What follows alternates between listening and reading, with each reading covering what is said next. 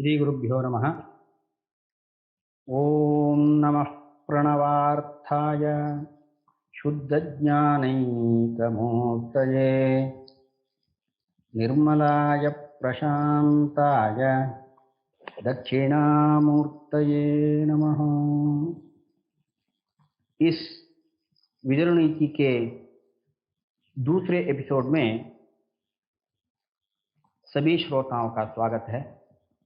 हम फिर हाजिर हैं विदुर नीति की इस दूसरे एपिसोड में 16वें श्लोक से लेकर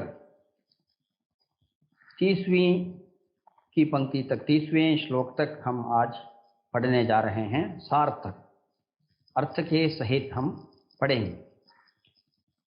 तो इससे पहले की एपिसोड में हमने विदुर नीति के बारे में परिचय लिया था और प्रथम श्लोक से लेकर 15वें श्लोक तक अर्थ के सहित हमने पढ़ा था।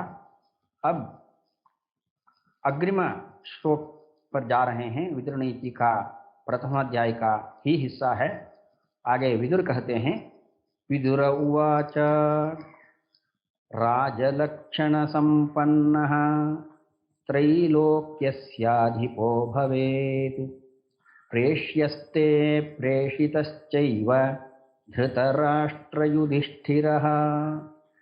आगे विदुर कहते हैं धृतराष्ट्र से, हे धृतराष्ट्र, राजलक्षण संपन्नः सः युधिष्ठिरः त्रैलोक्यस्य अधिपो भवेत्। राजा के जो लक्षण बताए गए हैं शास्त्रों में, उन सभी लक्षणों के साथ युधिष्ठिर जो हैं, हमारे युधिष्ठिर हैं, उनको प्रेष्यः ते प्रेषितश्चैव, उनको जो प्रेषक दूत को भेजने के अधिकारी हैं और दूत को आमंत्रण देने के लिए भी अधिकारी हैं। अर्थात दूत को भेजने वाला कौन हो सकता है? दूत को राजा भेज सकता है। राजा दूत को अपने रायभारी को दूसरे राजा के पास भेज सकता है और दूसरे राजा के पास से एक रायभारी को या संदेशवाहक को या दूत को स्वयं बुला भी सकता है। यह अधिकार केवल राजा के पास है। इसका अर्थ यह हुआ, युधिष्ठिर के पास दूत को भेजने का भी अधिकार है। दूसरे राजा के पास से दूसरे दूत को निमंत्रण दे करके बुलाने का, अपने दरबार में बुलाने का भी अधिकारी है। तो प्रेष्यः ते प्रेषितश्चैव, इसलिए आप जो हैं एक दूत को वहां भेजे थे और आपने भी एक दूत को यहाँ उनसे भेजा हुआ दूत से आपने भेंट की थी। इस तरह से दूतों के जरिए आपका उनके साथ व्यवहार चलता है। और युधिष्ठिर जो है राजलक्षण संपन्नः त्रैलोक्यस्य अधिपो भवेत्, वह ऐसा एक पुरुष है, त्रैलोक्यस्य अधिपो भवेत्, तीनों लोगों के अधिपति होने लायक हैं। राजलक्षण संपन्नः, राजा के जो शास्त्रों के अनुसार, शास्त्रों में या राजनीति के अनुसार जो लक्षण बताए गए हैं, सारे लक्षण युधिष्ठिर के पास मौजूद हैं। उस तरह के युधिष्ठिर को आपने क्या किया? अधिकार से वंचित रखा। यह 16वें श्लोक में युधिष्ठिर के बारे में धृतराष्ट्र से कहता है विदुर। और अग्रिम श्लोक में 17वें श्लोक में युधिष्ठिर के बारे में आगे कहते हैं और धृतराष्ट्र से कहता है विदुर, विपरीततरश्च त्वं भागधेयेन सम्मतः अर्चिषां प्रक्षयाच्चैव धर्मात्मा धर्मकोविदः। अर्थात विपरीततरः च त्वं भागधेयेन सम्मतः, आपने क्या किया? जिसे आधा हिस्सा देना चाहिए था, भागधेयेन सम्मतः, जिसको आधा हिस्सा, आधा भाग, आधा अंश, राज्य का आधा अर्धभाग देना चाहिए था, विपरीत तरह त्वम, नहीं दिया आपने, उसके विपरीत किया, उसके खिलाफ चला, अर्थात आपने उसको आधा भाग देना था, दे नहीं दिए। अर्चिषाम प्रक्षयाच्चैव धर्मात्मा धर्म कोविदः, यहाँ आधा राज्य युधिष्ठिर को जो मिलना था वह नहीं मिला।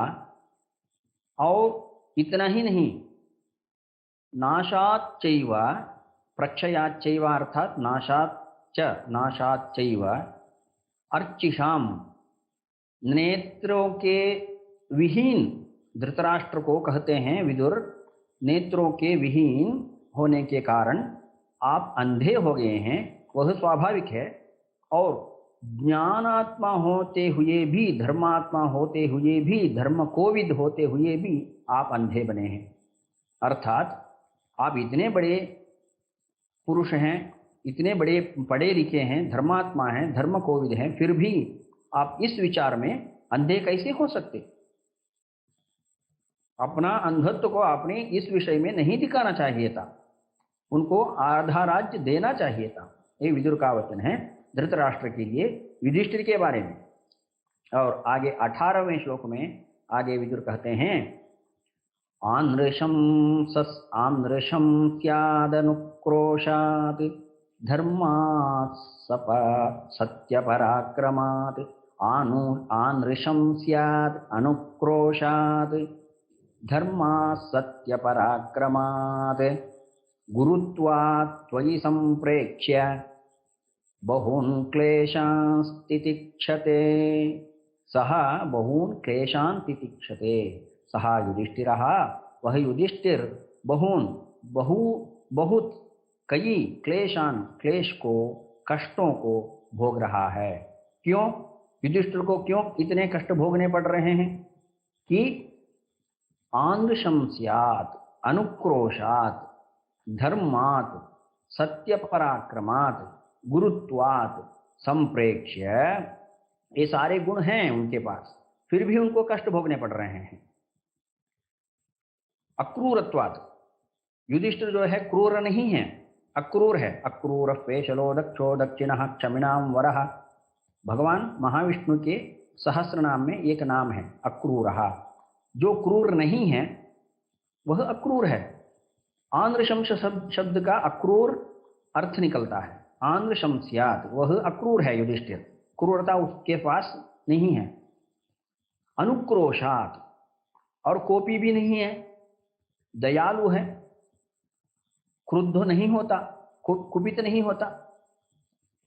और धर्मात्मा, धर्म को लेकर चलता है, धर्म के मार्ग पर धर्म को देखकर अपना काम चलाता है, धर्म से हटकर नहीं चलता। सत्यात, धर्म मार्ग से हटता नहीं है, सत्यात हटता नहीं है, सत्य मार्ग से नहीं हटता है, सत्य के मार्ग पर चलता है और सत्य को आश्रित करके रहता है। पराक्रमात्, अपने पराक्रम के कारण वह हर जगह अपना कार्य चलाता है। तो इसमें क्या कमी है? अपने पराक्रम के ऊपर निर्भर है, अक्रूर है, क्रूर नहीं है, कुपित नहीं होता, धर्मात्मा भी है, धर्म मार्ग में चलता है, सत्यात भी नहीं, सत्य मार्ग से भी नहीं हटता, तो सत्य मार्ग में चलता है। इतने सारे अच्छे गुण होते हुए भी गुरुत्वात्, और श्रेष्ठ भी है, सबसे बड़े हैं, कौरवों से बड़ा है, पांडवों में ज्येष्ठ हैं। तो इतना होने के बावजूद वह इतने कष्टों को भोगने के लिए क्यों भागी हुआ? क्यों कष्ट भोगना पड़ रहा है उसको? क्योंकि उसका कारण आप हैं। आपने उसको वंचित किया, आधा राज्य का हिस्सा जो उसको मिलना था वह उसको नहीं दिया, इसलिए वह इतने कष्ट भोगने के भागी हैं। और 19वें श्लोक में कहता है विदुर धृतराष्ट्र से, दुर्योधने सौबले च कर्णे दुःशासने तथा एतेष्वैश्वर्यमाधाय कथं त्वं भूतिमिच्छसि। देखो, धृतराष्ट्र से कहता है, तुमने क्या नहीं किया? दुर्योधन से सारी संपत्ति ले ली। दुर्योधन की जो संपत्ति है आपका ही है, सौबले। और आपका श्याला जो है दुश्यासन, उसकी भी संपत्ति आपने अपना लिया है, वही भी आपकी हो गई। कर्ण का भी आपका हो गया, और शकुनी का भी, सौबले शकुनी का भी अपना हो गया, दुश्यासन का भी अपना हो गया, दुर्योधन का भी और कर्ण का भी। ये सारे के सारे जितने भी थे उनका सबकी संपत्ति आपके पास है। इतना होने के बाद भी एतेषु ऐश्वर्यम आधाय, इन सब से ऐश्वर्य को, संपत्ति को पाकर भी खत्म तुम भूतिमिच्छसि, आप कैसे इस तरह की युधिष्ठिर की जो संपत्ति है उसको आप भोगना चाहते हैं। भूति शब्द का अर्थ है ऐश्वर्य। विभूति ही ऐश्वर्यम, भूति ही ऐश्वर्यम, दोनों का एक अर्थ निकलता है। कैसे, क्यों युधिष्ठिर की जो संपत्ति है उस पर आपकी नजर है, उसको क्यों भोगना चाहते हैं आप? आपके पास तो दुर्योधन से लिया हुआ, सौबल से, कर्ण से, दुश्शासन से, शकुन सबसे लिया हुआ संपत्ति आपके पास तो है, तो फिर भी आपको इतनी लालसा है। और आगे 20वें श्लोक में विदुर कहता है धृतराष्ट्र से, पंडित का लक्षण क्या होना चाहिए, पंडित किस तरह से होना चाहिए। पंडित माने यहाँ जो पढ़ा लिखा ज्ञानी किस तरह से उसका व्यवहार होना चाहिए, पंडित के लक्षण क्या है, ज्ञानी का लक्षण क्या है, इसके बारे में आगे के बहुत श्लोकों में विदुर धृतराष्ट्र को समझाना चाहता है। 20वां श्लोक है, आत्मज्ञानम समारंभः तितिक्षा धर्म नित्यता यमर्थान्नापकर्षन्ति स वै पंडित उच्यते। पंडित कौन है? पंडित वह है आत्मज्ञानम, जो आत्मज्ञान हासिल करता है। अभी आत्मज्ञान की बात आती है तो सवाल एक ऐसा भी उठता है, आत्मज्ञान सबके बस की बात नहीं है। आत्मज्ञान इतना आसानी से मिलने वाला चीज बहुत मुश्किल से मिलता है। तत्वज्ञान, आत्मज्ञान हो या तत्वज्ञान, आत्म तत्व अवबोध, तत्वज्ञान वह आसानी से मिलने वाली चीज नहीं है। फिर भी जो स्वयं अपने बारे में जानता है वह आत्मज्ञानी है।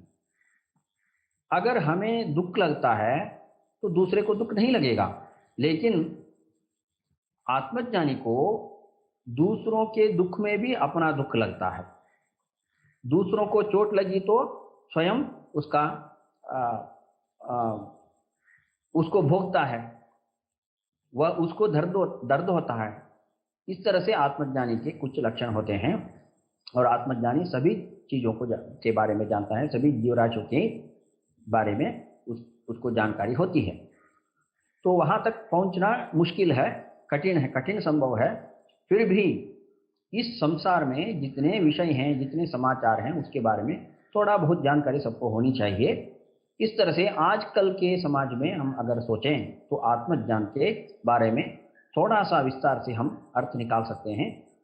दूसरों की संवेदनाओं को, दूसरों की भावना को भी समझने वाला आदमी हो।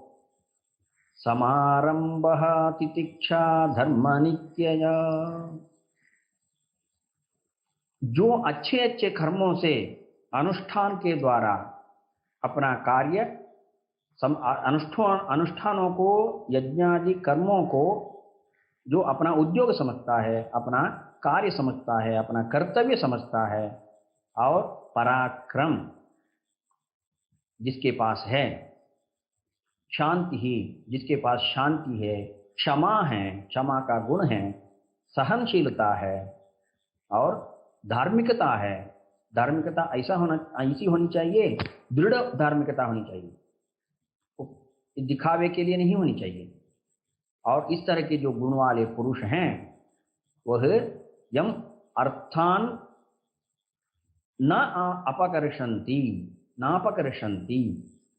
जो अर्थ के पीछे जो नहीं दौड़ता हो, अर्थात संपत्ति के पीछे दौड़ने वाला न हो। अगर पंडित है, ज्ञानी कहलाने लायक है, उसको संपत्ति के ऊपर लालसा नहीं होनी चाहिए और उसके वह संपत्ति को घृणा की दृष्टि से देखेगा। ऐसा तो आजकल के समाज में होना कठिन है, फिर भी इस तरह के सारे जो गुण होते हैं उसी आदमी को केवल पंडित या ज्ञानी कह सकते हैं। विदुर का वचन है 20वें श्लोक में। और आगे 21वें श्लोक में धृतराष्ट्र को कहता है पंडित का और एक लक्षण, निषेवते प्रशस्तानि निंदितानि न सेवते अनास्तिकः श्रद्धधानः एतत् पंडितलक्षणम्। निषेवते प्रशस्तानि, जो श्रेष्ठ कार्य हैं, श्रेष्ठ कर्म हैं, जो श्रेष्ठ चीजें हैं हमारे जीवन में साधना के लिए, उन सभी कार्यों को भजने वाला, अर्थात उसका अनुसरण करने वाला, आचरण करने वाला, और निंदितानि न सेवते, निंदनीय कार्य को नहीं करने वाला, अच्छे कर्मों को, जो श्रेष्ठ कर्म हैं, धर्मों के अनुसार, शास्त्रों के अनुसार जो कहा गया है, उन कर्मों को करने वाला, निंदनीय कार्यों को नहीं करने वाला, असत कर्मों में दिल नहीं लगाने वाला, और परिवर्जित कर्मों में अपनी इच्छा नहीं दिखाने वाला, अनासक्तः, अनास्तिकः एवं अनास्तिक, नास्तिक नहीं होना अर्थात आस्तिक होना, आस्तिक भावनाओं के साथ जो रहता है, श्रद्धानः, जिसके पास श्रद्धा है, हर चीज में श्रद्धा होनी चाहिए। श्रद्धावान लभते ज्ञानम, केवल ज्ञान उसी को प्राप्त होता है जिसके पास श्रद्धा है। श्रद्धा के बिना ज्ञान पाना आसान नहीं है। तो इस तरह के श्रद्धा गुण वाला, आस्तिक भावना के साथ जो रहता है और निंदनीय कार्यों को नहीं करता हो और प्रशंसनीय श्रेष्ठ कार्यों को, कर्तव्यों को करता हो, उसी को पंडित लक्षण कहते हैं। उस आदमी को पंडित कहते हैं, वही पंडित का लक्षण होता है। और इस तरह से आगे 22वें श्लोक में फिर पंडित के लक्षण क्या है, विदुर उसके बारे में भी बोलता है। क्रोधो हर्षश्च दर्पश्च ह्रीः स्तंभो मान्यमानिता यम अर्थान अपकर्षन्ति स वै पंडित उच्यते। क्रोधो हर्षश्च दर्पश्च ह्रीस्तंभो मान्यमानिता यमर्थान नापकर्षन्ति स वै पंडित उच्यते। क्रोधः हर्षश्च दर्पः ह्रीः स्तंभः मान्यमानिता यम अर्थात न अपकर्षन्ति, अर्थात क्रोध नहीं होना चाहिए। पंडित अर्थात ज्ञानी को या बुद्धिमान को क्रोध, कुपित नहीं होना चाहिए, क्रोध नहीं आना चाहिए। और हर्ष से कूदने की जरूरत भी नहीं है उसको, हर्ष से नहीं कूदेगा, क्योंकि हर्ष की एक मिति होती है, हर्ष से वो फूलेगा नहीं। और दर्पश्चात, दर्प नहीं होना चाहिए, अहंकार नहीं होना चाहिए। ह्रीः, लज्जा नहीं होनी चाहिए। लज्जा कहाँ नहीं होनी चाहिए? जो विद्वत गोष्ठी में, सभाओं में, या जो धर्म के बारे में, कर्तव्य के बारे में विचार विनिमय होता हो, वहां ह्रीः, लज्जा नहीं करनी चाहिए, संकोच नहीं करना चाहिए। अपना कर्तव्य है। भगवान के सामने अगर लज्जा करोगे तो भगवान की भक्ति कैसे कर पाओगे? इसलिए ह्री को छोड़ देना चाहिए, पंडित आदमी को, बुद्धिमान को। स्तंभः, और इसके साथ साथ मान्यमानिता स्तंभः, अर्थात जो अपने मन के अनुसार काम करता हो और जो सबसे स्वीकृत हो, जो सबके आदर के पात्र हो, सबसे प्रशंसनीय कार्य करता हो, वही पंडित कहलाता है। श्रेष्ठ जनों से पुरस्कृत होने वाला, श्रेष्ठ जनों के द्वारा स्वीकृत किए जाने वाला काम करने वाला, और चटक से करने वाला, एकदम आसक्ति के साथ, लज्जा के साथ नहीं, और स्तंभ के साथ भी नहीं। स्तंभ शब्द का अर्थ होता है आलसी होना, जड़त्व होना। जड़ भी नहीं होना चाहिए, जड़त्व उसके पास कभी नहीं होनी चाहिए, संकोच भी नहीं करना चाहिए। इस तरह से जो काम करता हो उसी को बुद्धिमान कहते हैं, पंडित कहते हैं। ये पंडित का और एक लक्षण है। और 23वें श्लोक में युधिष्ठिर कहता है धृतराष्ट्र को, यस्य कृत्यं न जानन्ति मंत्रं वा मंत्रितं परे कृतमेवास्य जानन्ति स वै पंडित उच्यते। यस्य कृत्यं न जानन्ति, जो बुद्धिमान हो वह जो काम करता है उसके बारे में पहले नहीं बोलता है। काम करने से पहले सबको उसके बारे में प्रचार नहीं करता, क्योंकि वो पंडित का लक्षण है। पहले क्या करता है? काम करता है, काम सफल होने के बाद सबको अपने आप पता चल जाता है। यस्य कृत्यं न जानन्ति, वह क्या करता है उसके बारे में लोगों को मालूम नहीं होता।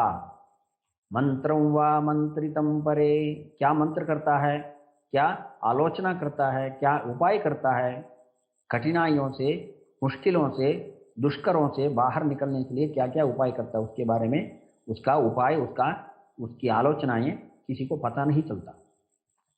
काम पूरा होने के बाद पता चलता है, वह बुद्धिमान है। कृतमेवास्य जानन्ति, वही कहा करने के बाद पता चलता है, करने से पहले डंगुर नहीं होता। सवै पंडित उच्यते, उसी को पंडित कहा जाता है, पंडित का और एक लक्षण कहा इसमें। और 24वें श्लोक में फिर पंडित के बारे में पंडित का लक्षण कहते हैं, यस्य कृत्यं न विघ्नन्ति शीतमुष्टं भयं रतिः समृद्धिः असमृद्धिर्वा स वै पंडित उच्यते। यस्य कृत्यं न विघ्नन्ति, देखिए बहुत आवश्यक बात है, हमें सबको याद रखने की बात है। यस्य कृत्यं न विघ्नन्ति, जो दूसरे के कार्यों में विघ्न नहीं डालता हो, दूसरों के कार्यों को बाधा नहीं पहुंचाता हो, वही बुद्धिमान है। अक्सर हम करते हैं, हम अपने कार्य को छोड़कर दूसरों के कार्य में उंगली डालते हैं, उसको किसी तरह खंडित करने के लिए, विघ्न बाधाएं डालने के लिए हम कोशिश करते हैं। ऐसा नहीं करना चाहिए। बुद्धिमान लोग वही है। शीतमुष्णम भयम रति, और उसके साथ साथ उष्ण, शीत, गर्मी और ठंडा, भय, रति ही, काम वासनाएं, इन सारी चीजों से जो दूर रहता हो और वह अपने पास आने से भी उससे डरता न हो। अगर बहुत ज्यादा ठंडा है, उससे कुछ डरने की बात नहीं है, उसको सामना करने की शक्ति बुद्धिमान के पास होती है। ज्यादा उष्ण लगता है, गर्मी लगती है, तो उससे भी वह डरेगा नहीं। भय लगता है, हमें भय लगता है, लेकिन बुद्धिमान को भय नहीं लगता, क्योंकि वह बुद्धिमान, इसलिए उसको बुद्धिमान कहा जाता है। और रति ही, ज्यादा काम वासनाओं के पास नहीं घूमता, उसको पास नहीं आने देता। और समृद्धि ही असमृद्धिर्वा, समृद्धि आए या असमृद्धि आए, अमीरी आए या गरीबी, दौलत आए या चले जाए, संपत्ति मिले या ना मिले, समृद्धि हो असमृद्धि की ओर चले जाए, उससे उसका, पंडित का या बुद्धिमान का कोई असर नहीं पड़ता, उस पर कोई असर नहीं पड़ता, उसको उसके बारे में सोचता भी नहीं है। तो वही पंडित का लक्षण है, बुद्धिमान का एक और लक्षण है। और 25वें श्लोक में विदुर आगे कहते हैं, यस्य संसारिणी प्रज्ञा धर्मार्थावनुवर्तते कामादर्थं वृणीते यः स वै पंडित उच्यते। यस्य संसारिणी प्रज्ञा, इस तर्कसम्मत संसार में, यह संसार तर्कसम्मत है, और संसार के बारे में, इस दुनिया के, विश्व के बारे में तर्क बहुत होते रहते हैं, आज नहीं कल नहीं, और हजारों साल से चलता आ रहा है संसार के बारे में। जगन्मिथ्यम ब्रह्मैव सत्यम, वहां से शुरू हो जाता है वेदांत। यह पूरा विश्व संसार झूठा है, झूठ है, अनित्य है, ब्रह्म केवल ब्रह्मा सत्य है। तो इसलिए तर्क वहां से शुरू होता है। उसके लिए मैं आ रहा हूं, यस्य संसारिणी प्रज्ञा, इस तरह का जो ज्ञान जिसके पास हो, जो इसके बारे में जानता हो, यह संसार अनित्य है, यह संसार शाश्वत नहीं है, उस तरह का ज्ञान जिसके पास हो, जानकर चलना चाहिए। क्योंकि सब कुछ मेरे पास होना चाहिए, वो चाहिए, ये चाहिए, कल मुझे, इस तरह की भावनाएं जो है, हमारी जो लालसाएं हैं, उसका कोई अंत नहीं है। लेकिन हमें यह भी जानना आवश्यक है, यह पूरा संसार ही शाश्वत नहीं है, अनित्य है। तो संसार को अनित्य कहने के बाद हमारी इच्छाएं कहाँ चली गई भाई? इच्छाएं करने से, भावनाओं रखने से क्या फायदा है? तो उस तरह का ज्ञान होना चाहिए। और वह बुद्धिमान का, पंडित का लक्षण होता है, धर्मार्थौ अनुवर्तते, धर्मे च अर्थे च, धर्म मार्ग में चलना है, अर्थ मार्ग में भी चलना है।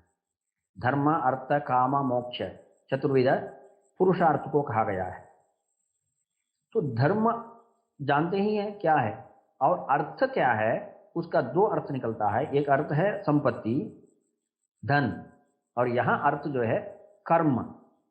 कर्म मार्ग में अपने जो कर्तव्य हैं, कर्तव्य के मार्ग में जो चलने वाला हो, धर्म मार्ग का भी जानकारी हो और कर्तव्य मार्ग में चलने वाला हो, वही बुद्धिमान है। फिर कामादर्थम वृणीते यह, यह कामात अर्थम वृणीते।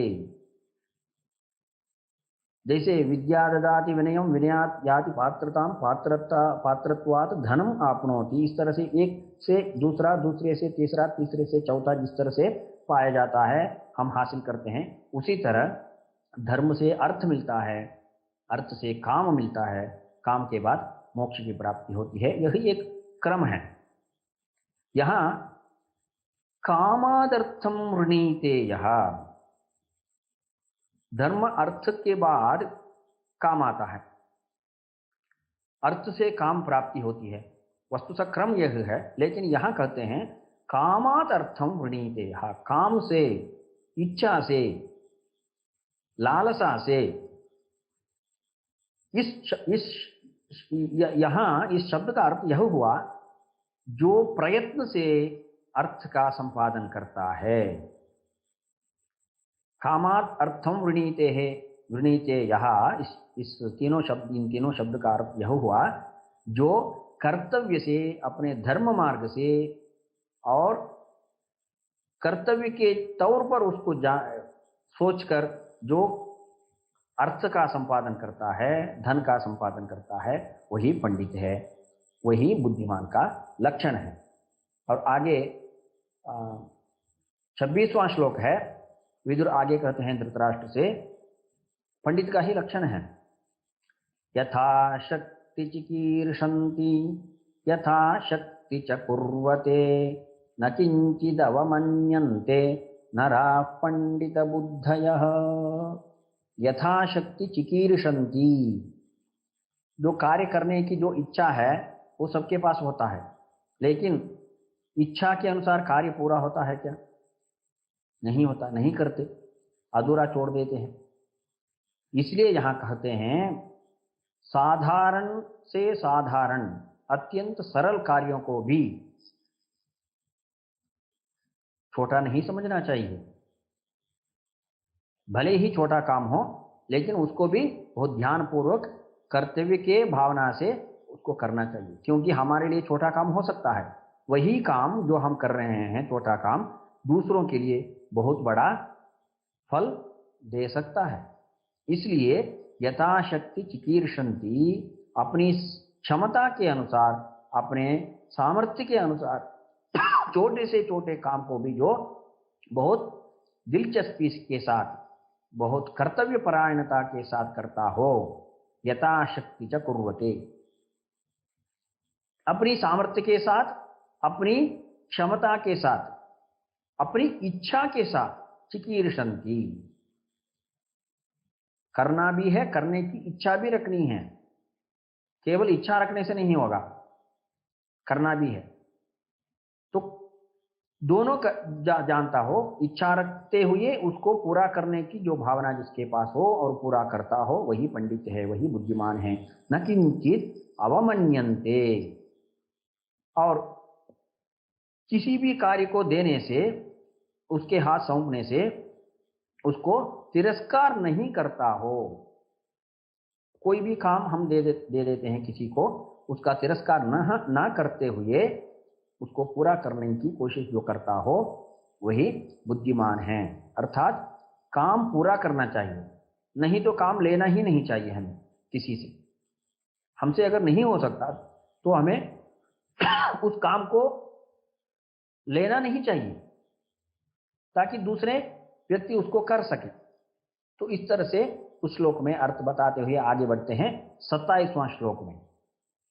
क्षिप्रं विजानाति चिरं शृणोति विज्ञाय चार्थं भजते न कामात् नासंपृष्टो विपयुङ्क्ते परार्थे तत्प्रज्ञानं प्रथमं पंडितस्य। क्षिप्रं विजानाति चिरं शृणोति विज्ञाय चार्थं भजते च कामात् नासंपृष्टो विपयुङ्क्ते परार्थे तत्प्रज्ञानं प्रथमं पंडितस्य। पंडित का प्रथम प्रज्ञान, प्रथम ज्ञान, प्रथम लक्षण कहा जा सकता है। क्या है? क्षिप्रं विजानाति, झटिति, तुरंत जान लेता है। अर्थात कुछ बात होती है तो उसका अर्थ तुरंत जिसको समझ में आता हो, तुरंत जो उसके बारे में जान सकता हो, इतनी क्षमता हो, इतना सामर्थ्य हो जिसके पास, वही पंडित है। पंडित का वो सबसे बड़ा लक्षण होता है। चिरम शृणोति, चिरम अचिरकाल तक, अर्थात चिरकाल तक, लंबे अवधि के लिए, लंबी अवधि के लिए, लंबे काल तक, शृणोति, जो सुना हुआ चीज है, जो सुना हुआ विषय है, उसको याद रखने वाला। विज्ञाय च अर्थम भजते न कामात्, अर्थम भजते न कामात्, काम से, इच्छा से, लालसा के साथ, लालच के साथ जो अर्थ को, धन को, संपत्ति को नहीं चाहता हो। संपत्ति चाहिए, धन चाहिए, धन कमाना है, धन के बिना इस संसार में जीना मुश्किल है, लेकिन लालसा नहीं होनी चाहिए, लालच नहीं होनी चाहिए। उस लालसा के बिना जो धन कमाना चाहता हो, वही पंडित है। इसकी जानकारी होनी चाहिए पंडित को, अर्थात बुद्धिमान को। नासंपृष्टो विपयुक्ते परार्थे, और जो कमाया हुआ धन है उसको अच्छी तरह से विनियोग करना, उसका खर्च करना, उसका व्यय करना जानता हो। परार्थे, दूसरों के लिए। और जो हम कमाते हैं उसको केवल हम ही भोग लें क्या? दूसरों के लिए। अपृष्टः, न्यायेन, आदरेण, न्याय से, असंपृष्टः अथवा अपृष्टः, न्याय के साथ या आदर के साथ जो पूछा गया विषय हो या कुछ बात हो, उसको दूसरों के परार्थ के लिए, परा उपयोग के लिए, दूसरों के लिए उसका अर्थ निकालता हो या उस कार्य को पूरा करता हो। अपना कमाया हुआ धन दूसरों के लिए विनियोग करना चाहिए। पूरा तो नहीं कर सकते, लेकिन कुछ अंश तो कर सकते हैं। और जो बातें हैं, विषय हैं, जो बताया गया विषय है, उसका भी अर्थ दूसरों के परार्थ के लिए हमें उपयोग करना चाहिए। जो भी बात होती है तो उसका उपयोग हम स्वयं के लिए नहीं रखना चाहिए, समाज के कल्याण के लिए सोचना चाहिए। इस तरह से जो प्रज्ञान जिसके पास हो, ज्ञान हो, इस तरह की बुद्धि जिसके पास हो, वही पंडित है, वही बुद्धिमान है, विदुर का वचन है। और आगे पंडित के लक्षण के बारे में आगे कहते हैं 28वें श्लोक में। ना नाप्राप्यमभिवाञ्छन्ति नष्टं नेच्छन्ति शोचितुम् आपत्सु च न मुह्यन्ति नरा पंडितबुद्धयः। न अप्राप्यम अभिवांछन्ति, बहुत सुलभ है। अप्राप्यम न अभिवांछन्ति, जो नहीं मिलता हो, हमें मिलने की कोई उम्मीद ना हो, उसके बारे में हमें इच्छा नहीं रखनी चाहिए। हमें पता है वह चीज हमें नहीं मिलने वाली है, तो उसके ऊपर हमें आशा रखने से, उसको चाहने से क्या फायदा है। हमें ऐसा नहीं सोचना चाहिए। बुद्धिमान का लक्षण है नष्टम नेच्छन्ति शोचितुम। अगर हमारे पास कुछ चीज है, हम खो गए हैं, या हमारा कोई चीज हमसे निकल गया, तो हमें उसके बारे में सोच नहीं करना चाहिए। चाहे बात हो, चीज हो, या कोई मनुष्य क्यों न हो। हमारे परिवार का कोई नष्ट हो गया, उसके बारे में ज्यादा सोच नहीं करना चाहिए, ज्यादा शोक नहीं करना चाहिए। कुछ दिन रहता है, लेकिन अपना पूरा जीवन उसके शोक में हमें नहीं बिताना चाहिए, क्योंकि जातस्य मरणम ध्रुवम, जो पैदा होता है उसका मरण निश्चित है। तो इसलिए पैदा होना और मर जाना स्वाभाविक है, प्रकृति का नियम है। उसके बारे में सोच करने से या शोक करने से कोई फायदा नहीं है। प्रकृति के नियम के साथ हमें चलना है।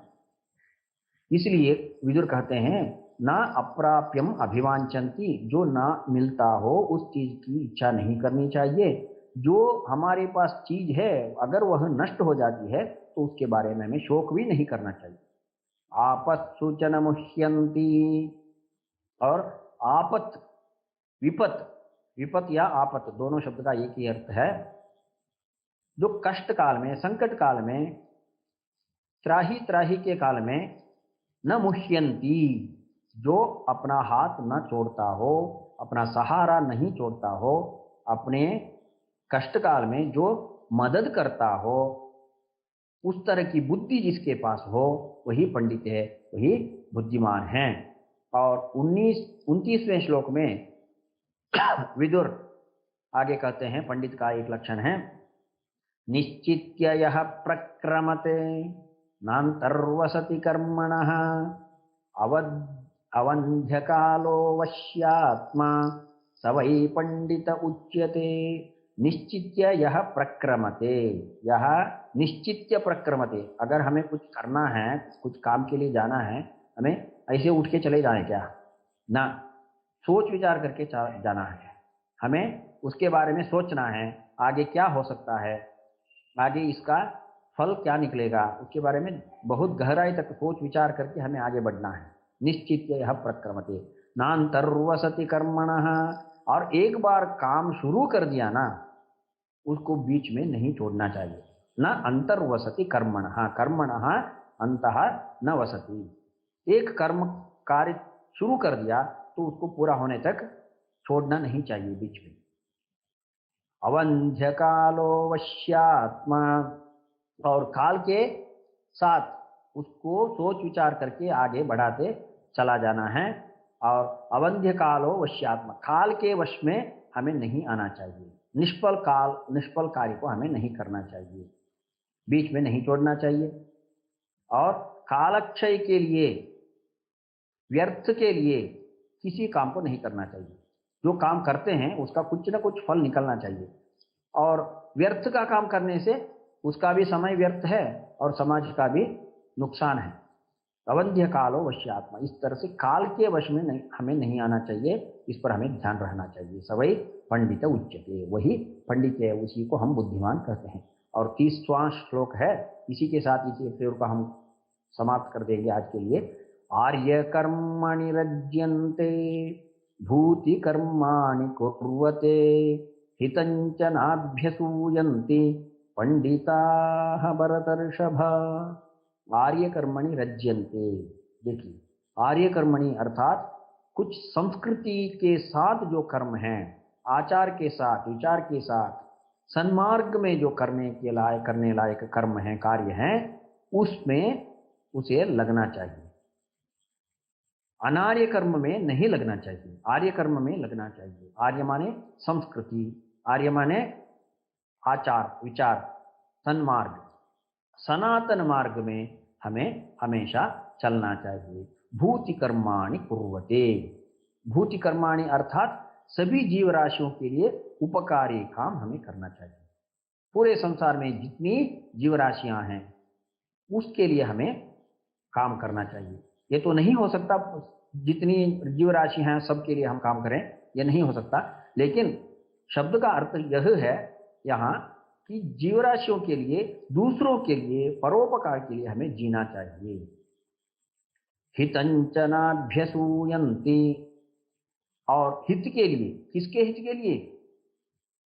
समाज के हित के लिए, परोपकार के लिए, समाज के कल्याण के लिए जो काम करता हो और हितवाक्य बोलता हो, हितोपदेश को सुनाता हो, अच्छी बातें करता हो और जो अच्छे काम है उसको तिरस्कार नहीं करता हो, और समाज कल्याण के लिए कुछ काम दिया जाता है, समाज कल्याण के लिए कुछ करना है, कर्तव्य है, उसको हमें करना ही चाहिए, हमें नहीं छोड़ना चाहिए। तिरस्कार नहीं, नाभ्यसूयन्ति, तिरस्कार नहीं करता हो, अच्छे काम का वर्जन नहीं करता हो, वही पंडित है। इस तरह से विदुर धृतराष्ट्र को पंडित के लक्षण के बारे में इन श्लोकों में बताया, और आगे पंडित के और भी लक्षण हैं, उसी के साथ साथ आगे के श्लोकों में मूढ़ के लक्षण भी कहते हैं विदुर, उसको भी हम अगली एपिसोड में इसी कक्षा में देखेंगे। उसी के साथ हम यहाँ